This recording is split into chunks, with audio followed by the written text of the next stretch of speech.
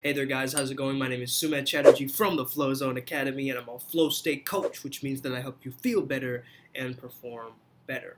Today I want to speak to you guys about ADHD and how to resolve ADHD, okay? Now first of all, there's a lot of myths surrounding ADHD and I feel like sometimes culture can make us ADHD, to be honest. It can quite very well train us to be much more ADHD. So I want you to watch out here. If you've been diagnosed, let's not look at that thing that you're calling ADHD as an illness.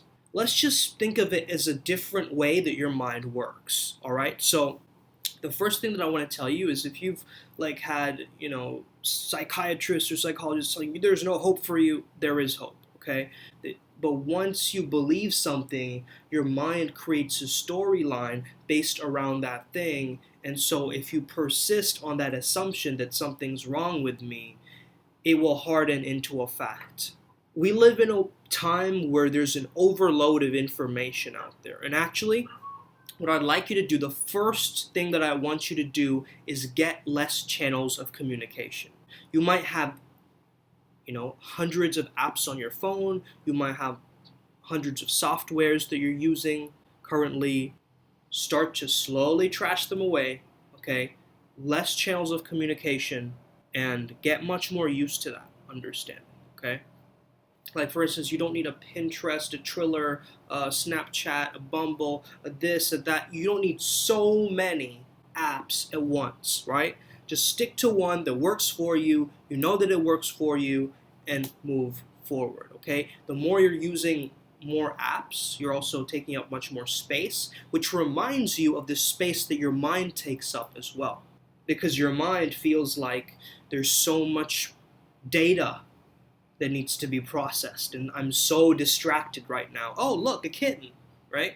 That's kind of how we see ADD or ADHD in movies. It's like, oh, look, a squirrel. Wait, that's not you. Like maybe sometimes, but not all the time, right? So what, a squirrel? It's like your mind will pull out the things which you are most engaged in and you are interested in. I've had a bit of mild ADD, I would say, growing up. I haven't been diagnosed. This is just my personal observation. And I would tell you that if you train the untrained part of your mind, the part of your mind that is distracted, and you channel it towards a sensory activity and a focused object of virtue, it will truly, truly help you, okay? So get less channels of communication. TikTok, Vine, Twitter, all of these things are like these short videos, right? And even a lot of social media is like these very, very quick, short bursts of videos that is shifting our attention, and it's actually training our brain to not think about one thing. How long can you watch a YouTube video? Can you watch a YouTube video that's an hour long? That's your task. Because what are you telling your mind? I'm going against the stereotype. I'm going against the programming of what this is telling me. Twitter trains us to shift our brain from one thing to the other, right? It's like someone says something, 140 characters, 140 characters, 140 characters. Okay, the real world doesn't work like that. You don't see 140 characters as you're reading a book in chunks. It's actually retraining you to understand that, okay, there's going to be a bit of a break, and chunks of information is the norm. It is not the norm. You have been trained to think that that is the norm.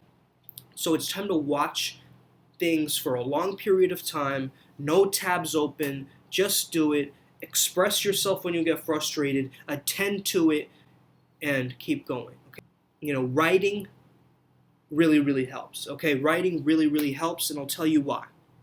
Let's write a sentence. I am in the flow state because I am a badass person and I love being in the flow state, and that's an epic feeling because when I am in the flow state, I feel ultimately supreme, I feel at ease, I feel effortless. Now, I said that and it was super quick, right? Maybe like 15 seconds. Now try writing that down, right? It actually slows your mind down as you're writing about it. When you can train yourself to write for a long period of time, you're actually training your brain to engage in the task longer than expected. maybe what I said earlier takes 15 seconds, but if you write and improvise, automatic writing, you're sitting with that thought, you're slowing your mind down, and you're processing the different data. You know, when you write, you sort of sit with an idea and you think about it a lot. You're like, oh yeah, that's super interesting, because then, right, that's what you want to practice doing. Automatic writing will get you to expand that stream of consciousness in terms of like where your mind goes, and you'll be able to actually understand that tangential thinking pattern. Okay, what do I mean by that? You start writing about dogs and you'll end up writing about, like, dragons. It's like, how did I get from here to there? Like, your mind won't know, but if you have it down in writing, you'll see it for what it is and where your mind takes you to.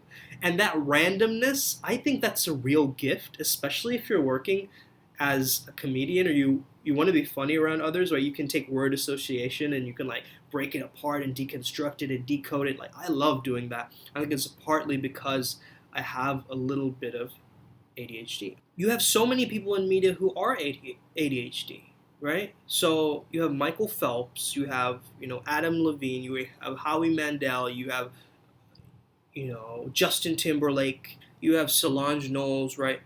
You have all these celebrities who are actually, and I don't have any respect for celebrities nowadays, you know what I mean? Like, I think that you should not aspire to become a celebrity, but aspire to become a role model.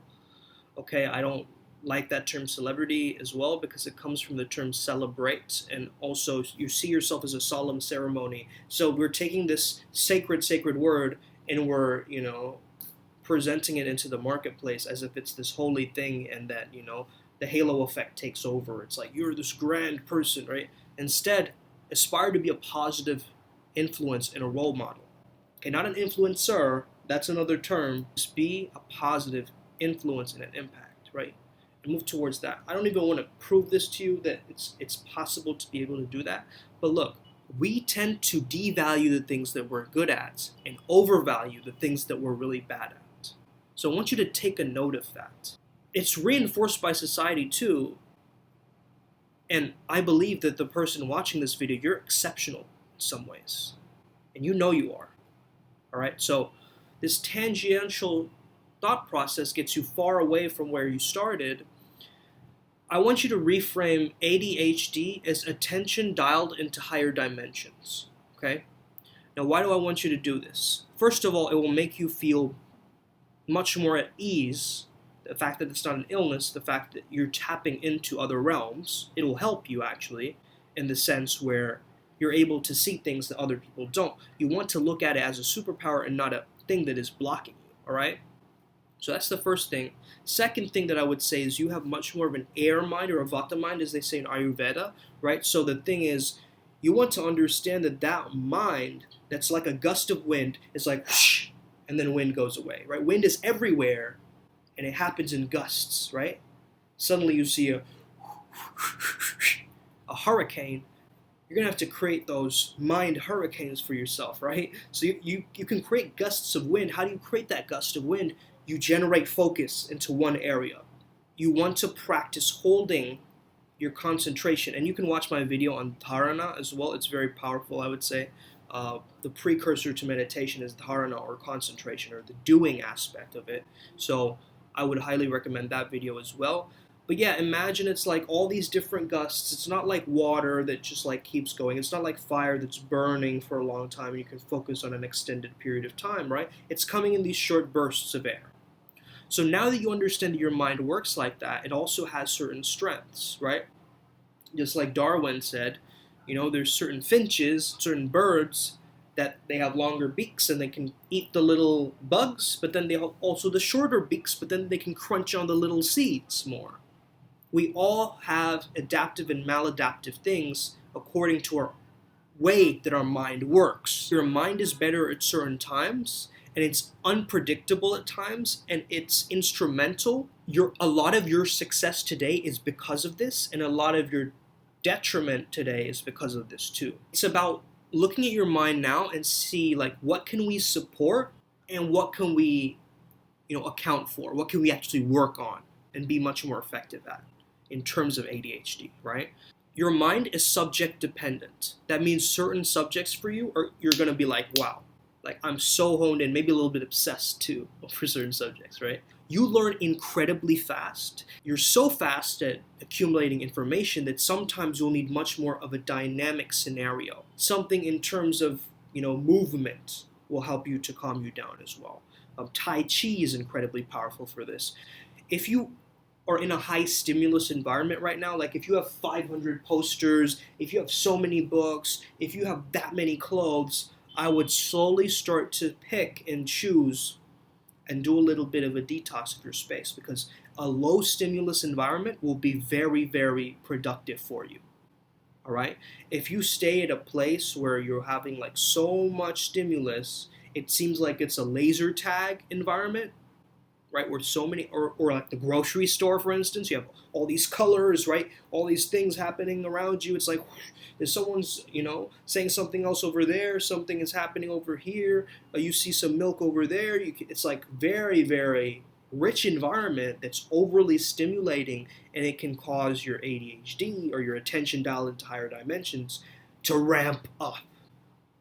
And so what can you do in that state? Anybody who tries to have a conversation in that high stress environment for you can tell them, hey, look, talking in this kind of environment kind of stresses me out. So I really, really care for you, and I know that you're really interested in this. I want to continue this conversation with you elsewhere because I care about this relationship. It's not that I can't focus, I don't choose to focus, right? It's not a case of capability. It's a sense of making a choice to preserve that focus of mine and then give you my 100% when we're both at a calm environment. See what I'm saying? So you kind of want to tell people around you that, oh no, I have ADHD, I can't, don't talk to me, I can't focus. Don't say it like that, and don't feel bad about yourself. You know what I mean? Like as you're talking about it, we often feel ashamed. Like if you have ADHD, you probably feel like you're stupid, right? Like, oh, I'm slow, I'm stupid. No, actually, you need to slow down your thinking because your thinking is super fast. You don't have a problem with memory, okay? You have a problem with attention. And those are two different things, okay? So I want you to just quickly separate them right now.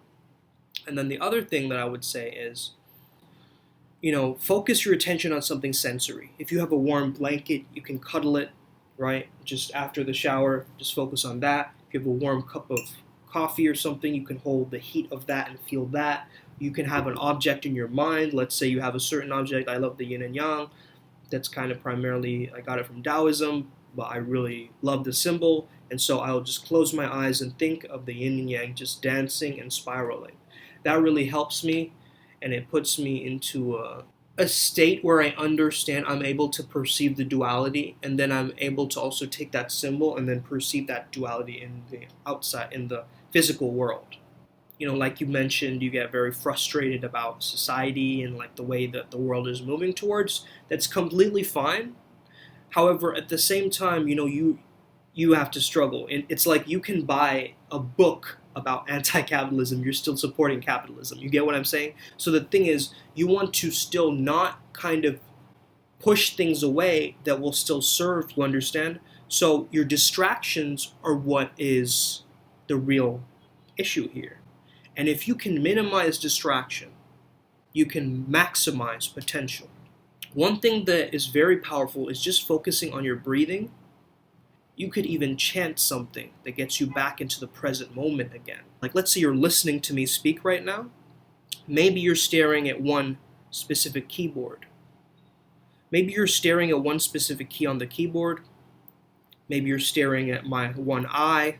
Maybe you're staring at that lamp, or maybe you're staring back there.